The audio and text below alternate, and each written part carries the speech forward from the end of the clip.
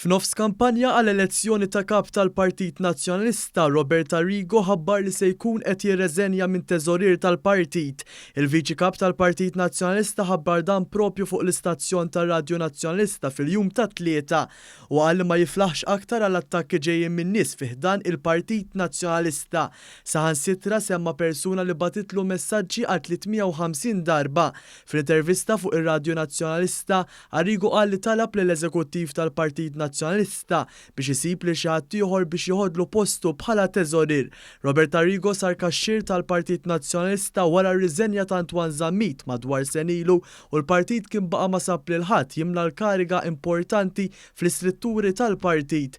Zammit kien dan biss mill-Milizza San Stefnu fil-kariga wara li l-One News kixef kif kien tela filmati fuq YouTube wara l-kaxxa li tipprovdi xandir illegali ta' eluf kbar ta' stazzjonijiet waqfet turi l-films pornografiċi.